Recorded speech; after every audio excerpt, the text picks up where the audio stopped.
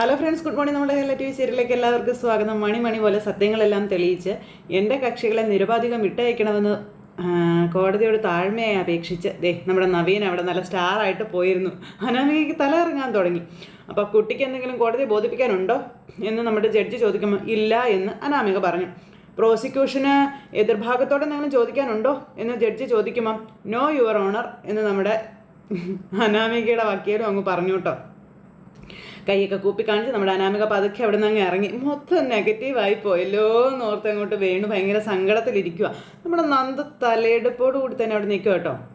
ഇനി ഈ കേസ് അവധിക്ക് വെക്കുന്നില്ല. പ്രോസിക്യൂഷൻ്റെയും ഡിഫൻസിൻ്റെയും വാദപ്രതിവാദങ്ങൾ കേട്ടതിൽ നിന്നും പരാതിക്കാരിയായ അനാമിക കോടതിയെ തെറ്റിദ്ധരിപ്പിക്കുകയാണ് ചെയ്തിരിക്കുന്നതെന്നും കോടതിക്ക് പൂർണ്ണമായും അത് ബോധ്യപ്പെട്ടിട്ടുണ്ടെന്നും അതുപോലെ അത്രയും പറഞ്ഞപ്പോഴത്തേക്ക് ഇവർക്ക് ഭയങ്കര സന്തോഷമായിട്ടോ. അതായത് നയന, ആദർശ, മുത്തശ്ശൻ, മുത്തശ്ശി അങ്ങനെയുള്ളവർക്കൊക്കെ. അപ്പോൾ പരാതിക്കാരിയുടെ ക്രിമിനൽ പശ്ചാത്തലവും മയക്കുമരുന്നിനോടും മദ്യത്തോടുമുള്ള അമിത ആസക്തിയും അതിലുപരി വഴിവിട്ടുള്ള സഞ്ചാരങ്ങൾ എന്നിവ കൃത്യമായ എവിഡൻസിൻ്റെ അടിസ്ഥാനത്തിൽ കോടതിക്ക് മനസ്സിലാക്കാൻ കഴിഞ്ഞിട്ടുണ്ട്. ആയതിനാൽ വിവാഹത്തിന് മുൻപ് മെൻ്റൽ പേഷ്യൻ്റായിരുന്ന അനാമിക അത് മറച്ചു വെച്ചിട്ടാണ് ഒരു ചെറുപ്പക്കാരൻ്റെ ജീവിതത്തിലേക്ക് കടന്നു വന്നത്.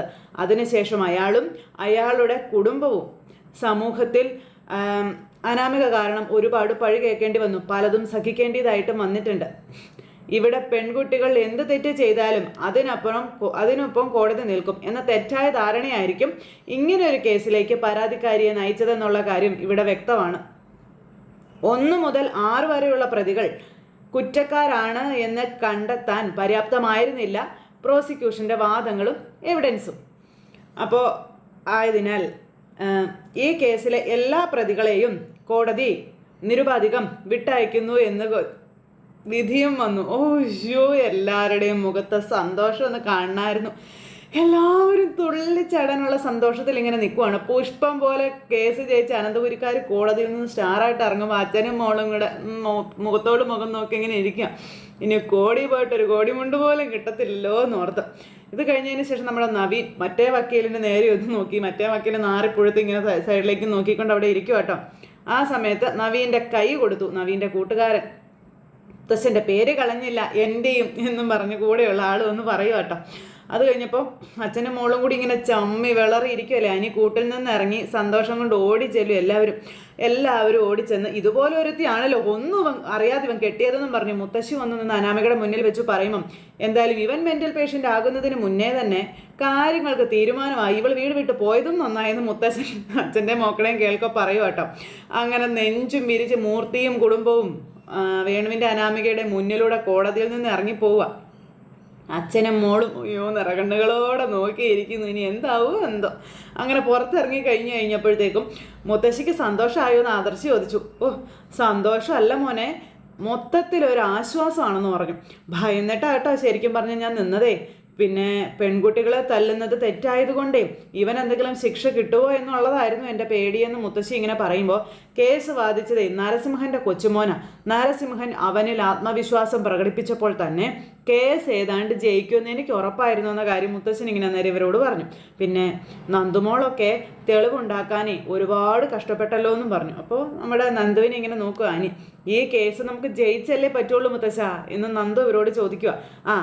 ആരൊക്കെയാ വരുന്നതെന്ന് നോക്കി എന്ന് പറഞ്ഞ ദേവയാനി കാട്ടിക്കൊടുക്കുമ്പോൾ തലേ തുണിയിട്ട് അച്ഛനും മോളും കൂടെ കോടതിയിൽ നിന്ന് ഇറങ്ങി വരിക. എടോ, തനിക്ക് നഷ്ടപരിഹാരം ഒന്നും വേണ്ടേ? തൻ്റെ മോൾ എന്താണെന്ന് കോടതിക്ക് മുന്നിൽ തുറന്ന് കാണിച്ചല്ലോ. തനിക്ക് പോലും അറിയാത്ത കാര്യങ്ങളാണ് കോടതിക്കൊപ്പം താനും അറിഞ്ഞതെന്നുള്ള കാര്യങ്ങൾ നമ്മുടെ മുത്തശ്ശൻ ഈ വേണുവിനോട് പറയുന്നു. എൻ്റെ മുത്തശ്ശിയെ കോടതിയിൽ നിർത്തിപ്പൊരിച്ചതൊന്നും ഞങ്ങളും മറക്കില്ല. ഇനി മര്യാദയ്ക്ക് ജീവിച്ചില്ലെങ്കിൽ തന്നെ ഇവളിൽ നിന്ന് എൻ്റെ ഭാര്യ ഉണ്ടല്ലോ പിടിച്ചോടെ മെൻ്റൽ ഹോസ്പിറ്റലിൽ ഇടുമെന്ന് നമ്മുടെ ആദർശ് പറയുമ്പോൾ നമുക്ക് പോവാം അച്ഛാ എന്നും പറഞ്ഞുകൊണ്ട് അവിടെ നിന്ന് അങ്ങ് പോയി അനാമിക. എന്നാൽ പിന്നെ നമുക്ക് പോവാം എന്ന് മുത്തശ്ശി പറയുമ്പോൾ അതെന്താണോ താൻ അങ്ങനെ പറഞ്ഞത്? നമ്മുടെ പടനായകനെ കണ്ടിട്ട് പോയാൽ പോരെയെന്ന് ചോദിച്ചു. അപ്പോഴേക്കും ഇറങ്ങി വരുന്നു നമ്മുടെ നവീൻ. അപ്പം നന്നായിരുന്നു മോനെ എന്ന് പറഞ്ഞു മുത്തശ്ശനെ. ഞാൻ പറഞ്ഞതാ മുത്തശ്ശനേക്കാൾ കൊച്ചുമോൻ തകർക്കുമെന്ന് കൂടെയുള്ള ആൾ പറഞ്ഞു. എപ്പോൾ പറഞ്ഞെന്ന് ചോദിച്ചു. ഇങ്ങോട്ട് വരുമ്പോഴും അയാൾക്ക് സംശയമല്ലായിരുന്നു ചോദിച്ചു. അത് പിന്നെ കഴിഞ്ഞ കോടതിയിലെ രംഗങ്ങളൊക്കെ കണ്ടപ്പോഴേ ഒരു സംശയം ചെറുതായിട്ടുണ്ടായിരുന്നു. എന്നാലും സാർ പൊളിച്ചടുക്കുമെന്ന് എനിക്ക് ഉറപ്പൊക്കെ ഉണ്ടായിരുന്നേ എന്നും പറഞ്ഞ് കൂട്ടുകാരൻ ഇന്നിങ്ങനെ പറയുമ്പോൾ ഒരുപാട് നന്ദിയുണ്ട് മോനെ എന്ന് മുത്തശ്ശൻ പറയുക കേട്ടോ. ഇപ്പോൾ നരസിംഹനെ വിളിച്ച് ധൈര്യമായിട്ട് പറയാം, അയാളുടെ വിശ്വാസം അത് ശരിയായിരുന്നു എന്ന് നമ്മുടെ മുത്തശ്ശൻ ഇങ്ങനെ നവീനോട് പറഞ്ഞു. അയാളുടെ ഈ പ്രായത്തിൽ അയാൾ പോലും ഇത്ര സുന്ദരമായി കേസ് വാദിച്ചിട്ടുണ്ടാവില്ല എന്ന് പറയുമ്പം ഇതെൻ്റെ അഭിമാന പ്രശ്നമായിരുന്നു. അതിലുപരി നീതി കിട്ടേണ്ട ഒരു കുടുംബത്തിനെ അത് വാങ്ങിക്കൊടുക്കണമെന്ന് എനിക്ക് വാശിയുണ്ടായിരുന്നു മൂർത്തി സാറേ എന്ന് പറയാം നമ്മുടെ നവീൻ. മുത്തശ്ശിക്ക് സമാധാനം ആയില്ലേ എന്ന് ചോദിക്കുമ്പം അത് പിന്നെ പറയണോ മോനെ, അതിനെപ്പറ്റി ഞാനിപ്പോൾ ഇവിടെ നിന്ന് പറഞ്ഞതേ ഉള്ളൂ എന്ന് മുത്തശ്ശി പറയാം. മോൻ ഇടയ്ക്കൊന്ന് വീട്ടിലേക്ക് വരണേ, ഒരു പാർട്ടി തരണമെന്നുണ്ട് കേട്ടോ എന്ന് ദേവയാനി പറയുമ്പം അതെ അത് ഞാൻ അങ്ങോട്ട് പറയാൻ വരുമായിരുന്നു എന്ന് പറയുന്നതിന്. അപ്പോൾ ഇവന് വേണ്ടുന്ന പാർട്ടിയൊക്കെ ഞങ്ങൾ കൊടുത്തോളാമെന്ന് അനി പറഞ്ഞു. അങ്ങനെ നീ മാത്രമായിട്ട് ഇപ്പോൾ കൊടുക്കണ്ടെന്ന് ദേവയാനി അനിയോട് പറയാം. അപ്പോൾ ഫീസിൻ്റെ കാര്യമൊന്നും നവീൻ പറഞ്ഞില്ലല്ലോ എന്ന് മുത്തശ്ശൻ പറയുമ്പം അതൊക്കെ ഞാൻ പറഞ്ഞോളാം മുത്തശ്ശ, ഇനിയിപ്പോൾ പറഞ്ഞില്ലെങ്കിൽ എത്തേണ്ട തുക അവിടെ എത്തിയിരിക്കുമെന്ന് ആദർശ് പറഞ്ഞു. അപ്പോൾ എല്ലാവരും സന്തോഷത്തോടെ പോകാൻ നോക്കുക. മുത്തശ്ശനെ ആകാംക്ഷയോടെ കാത്തിരിക്കുകയായിരിക്കും കോടതിയിൽ എന്ത് നടന്നു എന്നറിയാനായിട്ട്. അപ്പം ഞാൻ വിളിച്ച് പറയേണ്ടേടാ മോനെ എന്ന് മുത്തശ്ശൻ ചോദിക്കുമ്പോൾ അയ്യോ വേണ്ട, നേരിട്ട് പറയുന്ന അതിൻ്റെ ഒരു സുഖം. അതുവരെ കാരണം ഇവർ കുറച്ച് ടെൻഷനൊക്കെ അടിക്കട്ടെ എന്നും പറഞ്ഞുകൊണ്ട് നമ്മുടെ നവീൻ ഇങ്ങനെ പറഞ്ഞു. അതും പറഞ്ഞിട്ട് ഇവർ യാത്ര പറഞ്ഞങ്ങ് പോവുക. ദേ ഈ കേസിൽ എൻ്റെ പങ്കത്ര ചെറുതായൊന്നും കാണരുത് കേട്ടോ എന്ന് നവീനോട് കൂട്ടുകാരൻ പറയുമ്പം താനെന്ത് ചെയ്തെന്നാണെന്ന് ചോദിച്ചു. അത് കൊള്ളാമല്ലോ, ഞാനല്ലേ സാറ് കേസ് പഠിച്ചപ്പോൾ സാറിന് ഉറക്കം വരാതിരിക്കാൻ കാപ്പി ഒക്കെ ഇട്ടെന്ന് കൂട്ടിയിരുന്നത്, അതൊരു ചെറിയ കാര്യമാണോ? ഞാൻ ഉറക്കം കളഞ്ഞതുകൊണ്ടാണ് ഇപ്പം ഇങ്ങനെ ഒരു റിസൾട്ട് കിട്ടിയതെന്നൊക്കെ പറയണു. അതെ മനുഷ്യനായ നന്ദി വേണം, നന്ദി. ശരി പോകുമ്പോൾ എന്ന് പറഞ്ഞാൽ അവരങ്ങ് പോകുമ്പോഴത്തേക്കും ദേ നമ്മുടെ അനാമികയുടെ വക്കീൽ അങ്ങോട്ടേക്ക് ഇറങ്ങി വരിക. ചമ്മി ഇവരെ കണ്ടിട്ട് ഒളിച്ചു പോകാൻ നോക്കുമ്പോഴത്തേക്കും ഒന്ന് നിന്നേന്ന് പറഞ്ഞോട് പിടിച്ചു നിർത്തി. നന്ദിയുണ്ട് സാറേ, ഒന്നുമില്ലെങ്കിൽ എൻ്റെ മുത്തശ്ശൻ അഡ്വക്കേറ്റ് നരസിംഹനാണ് എന്ന് ഓർക്കണമായിരുന്നു. എനിക്ക് പിന്നെ വീരവാദം മുഴക്കാനൊന്നും അറിയത്തില്ല, എൻ്റെ ജോലി നന്നായിട്ട് ചെയ്യാൻ മാത്രമേ അറിയുള്ളൂ കേട്ടോ എന്നൊക്കെ പറഞ്ഞ് അയാളെ അവിടെ ഇട്ട് നാറ്റിക്കുകയാണ് നമ്മുടെ നവീൻ. അതിപ്പോൾ നന്ദകുമാർ സാറേ, നവീൻ സാറിനൊന്ന് ദുർബലപ്പെടുത്താൻ വേണ്ടിയിട്ടാണ് കോടതിക്ക് മുന്നിൽ വെച്ച് അങ്ങനെയൊക്കെ പൊങ്ങച്ചൻ പറഞ്ഞത്. നന്ദകുമാർ വെണ്ടാട്ടമുട്ടി നിൽക്കുക. ഇനിയിപ്പോൾ എന്തായാലും കുറച്ച് നാളത്തേക്ക് സാറ് കേസുകളൊന്നും ഏറ്റെടുക്കണ്ട സാറേ, ഇതിൻ്റെ ക്ഷീണം മാറാനേ കുറച്ച് സമയം എടുക്കുമെന്നൊക്കെ പറഞ്ഞിട്ട് ഇയാളെ അവിടെ ഇട്ട് നാറ്റിച്ചു. ശരിക്കും കോടതിക്ക് പുറത്ത് വെച്ച് ഈ കേസ് സെറ്റിൽ ചെയ്യണമെന്ന് കഴിഞ്ഞ തവണ സാറ് പറഞ്ഞതല്ലായിരുന്നോ എന്നോട് എന്ന് നവീൻ ചോദിക്കുക. കിട്ടുന്നതിൻ്റെ 25% സാറിന് ആയിരിക്കുമെന്ന് എനിക്കറിയാം, ഇപ്പോൾ ഒന്നും ഇല്ലാണ്ടായല്ലേ എന്നൊക്കെ നവീൻ ചോദിക്കുമ്പോൾ നീ ജയിച്ചടാ കൊച്ചനെ, അതിന് നിൻ്റെ മുത്തശ്ശനും അഭിമാനിക്കാം. പക്ഷേ കോടതിയിൽ കേസ് അവസാനിക്കുന്നില്ല, ഇനിയും ഇതുപോലെ ഏറ്റുമുട്ടേണ്ടി വരുമെന്നും അപ്പോൾ നമുക്ക് കാണാമെന്നും പറഞ്ഞ് നന്ദകുമാർ അവിടെ നിന്ന് അങ്ങ് പോയി. ഓമ്പറാന്നും പറഞ്ഞ് ഇവരിങ്ങനെ നിൽക്കുക അവിടെ. അയാൾ അങ്ങ് പോയി. ഇത്രയൊക്കെ ആയിട്ടും വക്കീൽ ഇതുവരെ പഠിച്ചില്ല എന്നും പറഞ്ഞ് ഇവർ പരസ്പരം പറയാം. തോൽവികൾ ആർക്കും ഉൾക്കൊള്ളാൻ പറ്റില്ലടോ, പ്രത്യേകിച്ച് അയാളെ പോലെ ഉള്ളവർക്കെന്നും പറഞ്ഞുകൊണ്ട് ഇവരും വീട്ടിലേക്ക് പോയി. പിന്നെ കാണിക്കുന്നത് അവർ ജയിലിൽ കിടക്കുന്നത് സ്വപ്നം കണ്ട് നമ്മുടെ അഭിമാനം അവിടെ ഇരിക്കും കേട്ടോ. ഭയങ്കര പ്രതീക്ഷയില്ല. എന്നിട്ട് ഇങ്ങനെ ഇരിക്കുന്ന മോൻ അമ്മ പാലൊക്കെ കൊണ്ടു കൊടുക്കുന്നത് നമ്മുടെ ജലജയെ. മോൻ ഇവിടെ ഉണ്ടായിരുന്നോ എന്ന് ചോദിച്ചപ്പോൾ എന്ന് പറഞ്ഞു. അല്ല ഇത് തമ്മിൽ പാൽപ്പായസോ? എടാ ഞാനിന്ന് കുറച്ച് പാൽപ്പായസം ഉണ്ടാക്കി. എന്തായാലും മിക്കവാറുമേ അനി ഇന്ന് ജയിലിലേക്ക് പോകേണ്ടി വരുമെന്നുള്ള കാര്യം ഉറപ്പാ. അയ്യോ എന്തൊരു സന്തോഷമാണോ അമ്മയ്ക്കും മോനും. അതിന് എനിക്ക് മാത്രമാണോ അവൻ്റെ കൂടെ മറ്റാരെങ്കിലും കാണുമെന്നൊന്നും നമുക്ക് പറയാൻ പറ്റത്തില്ലല്ലോ. പിന്നെ എന്തായാലും അനിയുടെ കാര്യം തഥൈവ. അതിനു മുൻപ് കുറച്ച് മധുരമൊക്കെ ഉണ്ടാക്കാമെന്ന് കരുതിയതാണെന്നൊക്കെ പറയുമ്പം ഇന്നാണ് നരസിംഹൻ്റെ കൊച്ചുമോൻ്റെ പ്രകടനം. അവൻ എന്ത് പ്രകടനം നടത്തിയാലും രക്ഷയൊന്നും ഇല്ലയെന്ന് അഭി പറയുക. അങ്ങേർക്കറിയാം നവീൻ്റെ മുത്തശ്ശന് ഈ കേസ് തോറ്റു പോകുമെന്ന്. അതുകൊണ്ടാ അങ്ങേര് ഇതുവരെ തോൽവിയൊന്നും അറിഞ്ഞിട്ടില്ലല്ലോ. ഈ പറയണ സംഭവം കൊച്ചുമോൻ്റെ തലയിൽ കെട്ടിവെച്ച് കൊടുത്തതെന്നൊക്കെ പറയുമ്പോൾ അവനും മിടുക്കനാണെന്നൊക്കെയാടാ പറയുന്നതെന്ന് ജലജ പറയുമ്പം അവൻ്റെ മിടുക്കൊക്കെ ഇന്നത്തോടെ അങ്ങ് തീർന്നു കിട്ടിക്കോളൂ എന്ന് അഭി അന്നേരം വലിയ ധൈര്യത്തോടെ പറയുന്നു. അവനും അവൻ്റെ മുത്തശ്ശനും എൻ്റെ മുത്തശ്ശനും കൂടി ഇതോടുകൂടി തെറ്റിപ്പിരിയാനുള്ള സാധ്യതകളെല്ലാം കാണുന്നുണ്ടെന്നും പറഞ്ഞു. അനാമികയുടെ കാരണത്താന് കൈവച്ചതേ അത്ര നിസ്സാരമായ കാര്യങ്ങളൊന്നും അല്ല അമ്മയെന്ന് പറയുമ്പം അതെ നമ്മുടെ ഏതോ നല്ല സമയത്ത് അവന് തോന്നിയ ദുർബുദ്ധിയ മോനെ അതെന്നൊക്കെ ജലജ മോനോട് പറഞ്ഞു കൊടുക്കുന്നു. ഇനിയിപ്പോഴേ അവൻ ജയിലിൽ നിന്ന് ഇറങ്ങിയാലും നമ്മുടെ ജ്വല്ലറിയിൽ വരുന്ന കസ്റ്റമേഴ്സൊക്കെ അവനെ ജയിൽ പുള്ളിയായിട്ടല്ലേ കാണത്തുള്ളൂ. അതൊരു ഗമയല്ലേ നമുക്ക് എന്നും പറഞ്ഞുകൊണ്ട് ജലജ നിന്നെ താറടിച്ചിട്ട് മറ്റു 2 കൊച്ചുമക്കളെ വാഴിക്കാൻ നോക്കിയവനാണ് നിന്റെ മുത്തശ്ശനും പിന്നെ ഈ വീട്ടിലുള്ള എല്ലാവരും. അതിനുള്ളത് കിട്ടണം എല്ലാത്തിനും, അതിന് കണക്കിന് തന്നെയല്ലേ കിട്ടിയിരിക്കുന്നത് എന്നൊക്കെ പറയുന്നു. ഇനിയിപ്പോൾ ഞാൻ കാത്തിരിക്കുന്നത് എന്താണെന്ന് അറിയാമോ? കരഞ്ഞ് കലങ്ങിയ കണ്ണുമായിട്ട് വരുന്ന അനന്തപുരിക്കാരെയാണെന്നും പറഞ്ഞുകൊണ്ട് ജലജ സ്വപ്നം കാണുന്നു. വരട്ടെ, ഏങ്ങലടിച്ച് കരഞ്ഞങ്ങ് വരട്ടെ. മൂത്ത കൊച്ചുമോനൊരു തെറ്റ് ചെയ്തപ്പോഴേ ഇവിടെ പ്രതികരിക്കാൻ ഒരൊറ്റൊരാൾ പോലും ഉണ്ടായില്ലല്ലോ.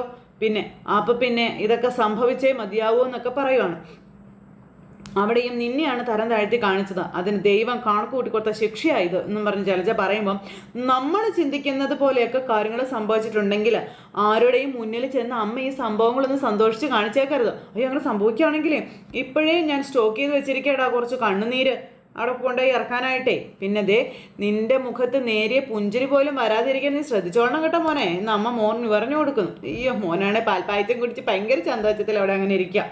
അത് കഴിഞ്ഞതിന് ശേഷം പിന്നെ കാണിക്കുന്നതെന്ന് പറഞ്ഞിട്ടുണ്ടെങ്കിൽ രേവതി അവിടെ കാത്തിരിക്കുകയാണ്. കോടതി കഴിഞ്ഞ് അച്ഛനും മോളും കൂടെ വരുന്നത് നോക്കിയേ 2 പേരും പല്ല് കൊഴിഞ്ഞ സിംഹങ്ങളെ പോലെ കയറി വരുന്നു. അയ്യോ അയ്യോ എന്ന് പറഞ്ഞ് രേവതി അവിടെ ടെൻഷൻ അടിച്ചിരിക്കുന്നു. അപ്പോൾ ചെന്നപ്പോൾ ഈ ഇരിപ്പ് അവർ രണ്ടുപേരും കണ്ടു.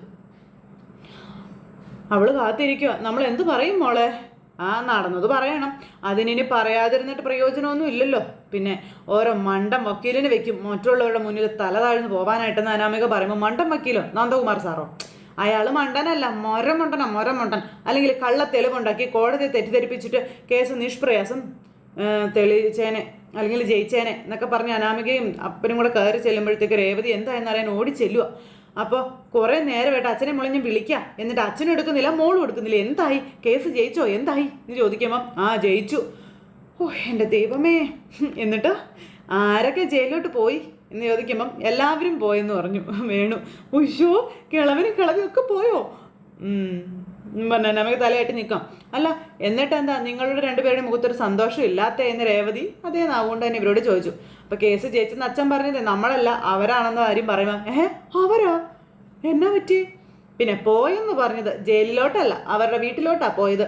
അവർ കേസ് ജയിച്ചത് എങ്ങനെയാ കൊച്ചേ എന്ന് ചോദിക്കുമ്പം അവരുടെ വക്കീൽ നല്ലതായതുകൊണ്ട് അവർ ജയിച്ചു. ഒരു ചുള്ളം പയ്യനാ കേസ് ബാധിച്ചത്.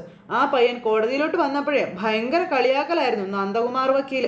അവസാനം ആ ചുള്ളൻ്റെ മുന്നിൽ നമ്മുടെ വക്കീൽ ചൂളിപ്പോയി തോറ്റ് തുന്നും പാടി എന്നൊക്കെ പറയുമ്പോൾ എന്ന് പറഞ്ഞ് നിൽക്കുക രേവതി. ഇതേ മനുഷ്യൻ നിങ്ങളല്ലേ പറഞ്ഞത് നന്ദകുമാർ വക്കീൽ ആനയാണ് ചേനയാണെന്നൊക്കെ, എന്നിട്ട് ഇപ്പം എങ്ങനെ ഇരിക്കുന്നെന്നും ചോദിച്ചുകൊണ്ട് രേവതി ചൂടാവുന്നു. അയാൾ ആനയും ചേനയൊന്നും അല്ല, കിഴങ്ങനാ, കിഴങ്ങൻ. എനിക്ക് പോലും ജയിൽ ശിക്ഷ കിട്ടിയില്ലേ? ഇല്ലെന്നല്ലേ പറഞ്ഞത്. ഇനിയിപ്പം നമ്മൾ പ്രതീക്ഷിക്കുന്നത് പോലെ നഷ്ടപരിഹാരം ഒന്നും കിട്ടാൻ പോണില്ല എന്നും പറയുമ്പം എൻ്റെ പൊന്നു ദൈവമേ, മിക്കവാറും പലിശക്കാരെല്ലാവരും കൂടെ ചേർന്ന് ഇങ്ങോട്ട് തള്ളിക്കയറി വരാനുള്ള സാധ്യതകളും കാര്യങ്ങളൊക്കെ ഉണ്ടെന്നൊക്കെ പറഞ്ഞ് അങ്ങനെയാണെങ്കിൽ മാന്യമായിട്ട് ഇനി ജയിലിൽ കിടക്കുന്നത് കാണാം. എൻ്റെ അച്ഛൻ എന്നും പറഞ്ഞ് അനാമിക അവിടെ നിന്ന് കയറിപ്പോയി. അനാമിക അവിടെ നിന്ന് കയറിപ്പോയി കഴിഞ്ഞപ്പോൾ വേണു ഇങ്ങനെ അന്തം വിട്ട് മോളെ നോക്കാം. എന്താ മനുഷ്യ ഇതൊക്കെ എന്ന് രേവതി എന്നേരം ചോദിച്ചു. മൂർത്തിയുടെ വക്കീൽ പയ്യനാണെങ്കിലും അവൻ നരസിംഹത്തിൻ്റെ കൊച്ചുമോനാണെന്ന കാര്യം വേണു പറയുക. അതിൻ്റെ ഒരു കഴിവേ അവൻ കോടതിയിൽ കാട്ടിയെന്നും പറഞ്ഞ് നിൽക്കുമ്പോൾ മോള് പറഞ്ഞല്ലോ നമ്മൾ തോറ്റു തുന്നം പാടി. അതും പറഞ്ഞു വേണു അകത്തേക്ക് കയറിപ്പോയി. അമ്മ ഇങ്ങനെ അന്തം വിട്ട് കുന്തം വിഴുങ്ങി അവിടെ നിൽക്കുക. പിന്നെ ജലജ അവിടെ കാലും കയറ്റിയിരുന്ന് കാത്തിരിപ്പാണ് ഇവരെ. അപ്പോഴേക്കും അഭി ഒന്നാമത് അവൻ്റെ വട്ടൊക്കെ അവസാനിപ്പിച്ചപ്പോൾ അവൻ്റെ ബ്രാഞ്ചുകൾ നന്നായിട്ട് നോക്കാൻ തുടങ്ങിയിട്ടുണ്ടെന്ന് പറഞ്ഞുകൊണ്ട് ജലജയോട് അവിടെ വന്നിരുന്നു അഭി പറയുന്നു. അത് നമുക്കൊരിക്കലും ഗുണം ചെയ്യില്ല എന്നും പറഞ്ഞ് അവൻ ഇനിയും പ്രമോഷൻ നൽകാനാണ് ആദർശിൻ്റെ ശ്രമമെന്നും പറഞ്ഞു. ജലജയ്ക്ക് രക്തം തിളയ്ക്കാൻ തുടങ്ങി. എന്നെ എങ്ങനെയെങ്കിലും അവിടെ നിന്ന് ഓടിക്കണം, അത് മാത്രമാണ് ഇപ്പോൾ അവൻ്റെ മനസ്സിലിരിപ്പെന്നൊക്കെ അഭി പറയുമ്പം ഇന്ന് കരഞ്ഞോണ്ടായിരിക്കും എല്ലാവരും ഇങ്ങോട്ടേക്ക് വരുന്നത്. നീ നോക്കിക്കോന്നും പറഞ്ഞിരിക്കുന്നു. ദേ വീട്ടുമുറ്റത്തേക്ക് കാറിൻ്റെ ശബ്ദം, അതിൽ നിന്ന് ഓരോരുത്തരായിട്ട് ഇറങ്ങി വരുന്നു. ലാസ്റ്റ് നമ്മുടെ അനിയും കൂടെ ഇറങ്ങുന്നത് കണ്ടപ്പോൾ അമ്മയുടെയും മോൻ്റെയും കിളി പോയി. 2 എണ്ണങ്ങളും കള്ളും തള്ളി ഇരുന്നിടത്തുനിന്ന് അറിയാതെ എഴുന്നേറ്റ് പോയി. അങ്ങനെ ഇവർ എല്ലാവരും കൂടെ കയറി വന്നപ്പോഴേക്കും ജലജ അബി ഇങ്ങനെ അന്തം വിട്ട് നിൽക്കുമല്ലേ. അപ്പോഴത്തേക്കും മോനേന്ന് വിളിച്ച് ജാനകി ഓടി വന്നു. അപ്പോൾ നിൻ്റെ മോനെ കൊണ്ടുപോയതുപോലെ തന്നെ കൊണ്ടുവന്നിട്ടുണ്ടെന്ന് പറഞ്ഞു. അല്ല കേസ് തീർന്നോ? അപ്പോൾ തൽക്കാലം കേസ് തീർന്നു, നന്ദി പറയേണ്ടത് നവീനോടാണെന്ന് മുത്തശ്ശൻ ഈ ജാനകിയോട് പറയൂ കേട്ടോ. അപ്പോഴത്തേക്ക് അമ്മയും മോനും കൂടെ പല്ലുറുമ്മി പിടിച്ചിങ്ങനെ നോക്കിക്കൊണ്ട് ഇങ്ങനെ നിൽക്കുക. എന്താ നിങ്ങളുടെ 2 പേരുടെയും മുഖത്തൊരു തെളിച്ചില്ലാത്ത എന്ന് ദേവയാനി അന്നേരം അമ്മയോടും മോനോടും ചോദിച്ചു. അപ്പോൾ അവരെ നമ്മൾ കേസ് തോറ്റിട്ട് ജയിലിൽ പോകുമെന്നായിരിക്കും കരുതിയതെന്ന് ആദർശ് പറയുവാണ്. പ്രതീക്ഷ എന്തായാലും തെറ്റിയില്ല എന്ന് പറയുമ്പം കണ്ണി ചോരയില്ലാണ്ട് സംസാരിക്കാതെ മോനെ, ഞങ്ങളെല്ലാവരും പ്രാർത്ഥനയോടെയാണ് ഈ നിമിഷം വരെ ഇവിടെ നിന്നതെന്നൊക്കെ ജലജ അങ്ങോട്ട് തട്ടി വിടുമ്പോൾ എടി ഞാൻ എല്ലാവരുടെയും മുന്നിൽ ധൈര്യം കാണിച്ചെങ്കിലും കഴിഞ്ഞ തവണ കോടതിയിൽ കയറിയപ്പോഴേ മുട്ടിയിടിച്ച് തന്നെ അടി ഞാൻ അവിടെ നിന്നതെന്ന് ജലജയോട് മുത്തശ്ശി നേരം പറയുവാണേ. അതുപോലെ അനിമോനെ ചോദ്യം ചെയ്തപ്പോഴൊക്കെ ഞാൻ ആലില പോലെ വിറയ്ക്കുകയായിരുന്നു എന്നും പറഞ്ഞു. പിന്നെ കുട്ടികളെ ഒന്നും വിഷമിപ്പിക്കണ്ട എന്ന് കരുതിയിട്ടാ ഭയം പുറത്ത് കാണിക്കാതെ ഞാൻ മിണ്ടാതെ നിന്നത്. എന്നാൽ ഇദ്ദേഹത്തിന് അറിയാമായിരുന്നു എൻ്റെ മനസ്സിലെ എന്താണെന്നുള്ളതെന്നൊക്കെ മുത്തശ്ശനെ പറ്റി മുത്തശ്ശി പറഞ്ഞു. എന്തായാലും എല്ലാം കഴിഞ്ഞപ്പോഴേ നവീൻ മോനെ ഞാൻ കെട്ടിപ്പിടിച്ചൊരു ഉമ്മയാണ് കൊടുത്തതെന്ന കാര്യം മുത്തശ്ശി ഇങ്ങനെ പറയുക. മുത്തശ്ശനേക്കാളും എടുക്കനാ കൊച്ചുമോൻ എന്ന് പറയുമ്പോൾ മോനോട് നിൽക്കുക കേട്ടോ നമ്മുടെ അഭി. നരസിംഹൻ്റെ പേര് കളയില്ല കൊച്ചുമോൻ എന്ന് പല പ്രാവശ്യം പറഞ്ഞില്ലേ വസുന്ധരെ, അവൻ ഇനി കേരളത്തിലെ നമ്പർ 1 വക്കീലാകും. കോടതിയെ തെറ്റിദ്ധരിപ്പിക്കാൻ ശ്രമിച്ചവരൊക്കെ അവൻ കോടതിയിലിട്ട് വട്ടം കറക്കിയെന്ന കാര്യങ്ങളും മുത്തശ്ശൻ പറയാ. ജാനകിയുടെ മുഖത്ത് ഭയങ്കര ചിരിയ. ജാനകി, ഇത്രയൊക്കെ സംഭവങ്ങൾ ഇവിടെ ഉണ്ടായിട്ടും ഈ നിൽക്കുന്ന പ്രായം ചെന്ന അമ്മയെ കോടതി കയറ്റിയിട്ടും നീ അനാമിക എന്ന് പറയുന്നവളെ ഇപ്പോഴും സ്നേഹിക്കുന്നുണ്ടെങ്കിൽ നീ ഇവളെക്കാളും താഴെയാണെന്ന് ഞാൻ പറയുമെന്ന് പറയുമ്പോൾ ഇല്ലച്ചാ, ഇനി അവളും അവളുടെ അച്ഛനും അമ്മയും ഒന്നും എൻ്റെ മനസ്സിലില്ല എന്ന് ജാനകി അന്നേരം അവിടെ നിന്ന് പറയുക.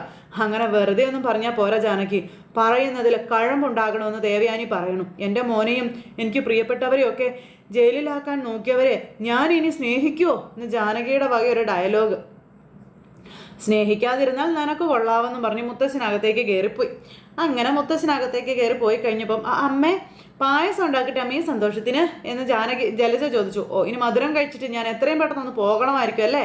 നീ ഞങ്ങൾക്ക് മധുരം ഒന്നും തരണ്ട, പുറമേ കാണിക്കുന്ന ഈ സന്തോഷമേ മനസ്സിനകത്തും ഉണ്ടായാൽ മതിയെന്ന് പറഞ്ഞ് മുത്തശ്ശി അകത്തേക്ക് കയറിപ്പോയി. മുത്തശ്ശിയും കൂടെ അകത്തേക്ക് കയറിപ്പോയി കഴിഞ്ഞപ്പോൾ അബിക്ക് സഹിക്കുന്നില്ല. അബി ഭയങ്കര കലിപ്പിൽ ഇങ്ങനെ നിൽക്കുക. അങ്ങനെ കേസ് ജയിച്ചു. ഓ, ഇനിയൊരു ഡിവോഴ്സിലൂടെ അനാമിക എന്ന മാരണം ഒഴിഞ്ഞു പോകണം. ഇപ്പോഴാ എൻ്റെ മനസ്സൊന്ന് ഫ്രീ ആയത് എന്ന് നമ്മുടെ അനി ഇങ്ങനെ പറയുക കേട്ടോ. ഇനി അവിടെ ഇവിടെയൊന്നും അലഞ്ഞു തിരിയാതെ നീ ഓഫീസ് കാര്യങ്ങൾ ശ്രദ്ധിക്കാൻ നോക്കാൻ പറഞ്ഞു ജാനകി മകനോടെ. ഇനിയിപ്പോൾ ഇവൻ പഴയ അനി ആയിരിക്കത്തില്ല, എനിക്കും ഈ കുടുംബത്തിനും പേരുണ്ടാക്കി തരുന്ന ഒരു നല്ല ബിസിനസ്സുകാരനായിരിക്കുമെന്നും ആദർശ് പറഞ്ഞു. അതിനുള്ള തുടക്കം കുറിച്ച് കഴിഞ്ഞല്ലോ എന്നും ആദർശ് ഇങ്ങനെ അനിയെപ്പറ്റി പറയുമ്പോഴും അവിക്ക് രസിച്ചില്ല. നമ്മൾ പ്ലാൻ ചെയ്തതുപോലെ നവീനെ വിളിച്ചൊരു പാർട്ടി കൊടുക്കണമെന്ന് പറഞ്ഞു ആദർശം. ഇവിടെ ഏട്ടത്തിയും വല്യമ്മയും കൂടെ സദ്യ ഒരുക്കിക്കോ, എൻ്റെ വക പാർട്ടി ഞാൻ അവിടെ പുറത്ത് കൊടുത്തോളാമെന്ന് നമ്മുടെ അനി ഇങ്ങനെ പറഞ്ഞു. അപ്പം സന്തോഷമായിട്ട് ഇവരിങ്ങനെ നിൽക്കുക കേട്ടോ. ജലജയും അഭിമോനും കൂടി ഇങ്ങനെ പൊല്ലുറമ്മി പിടിച്ച് കരോട്ടയ്ക്ക് നോക്കിക്കൊണ്ട് ഇങ്ങനെ നിൽക്കുന്നിടത്ത് ഇന്നത്തെ നമ്മുടെ സൂപ്പർ ഹിറ്റ് കഥ അവസാനിച്ചു. അപ്പോൾ എല്ലാവരും കാണണേ. എല്ലാവർക്കും നല്ലൊരു ദിവസം ആശംസിക്കാട്ടോ. എല്ലാവരും തരുന്ന സപ്പോർട്ടിനും സ്നേഹത്തിനും ഒത്തിരി നന്ദി ഹൃദയത്തിൻ്റെ ഭാഷയിൽ അറിയിക്കുന്നു. അടുത്ത സൂപ്പർ ഹിറ്റ് കഥയുമായി കാണുന്നത് വരെ എല്ലാവർക്കും ടാറ്റാ.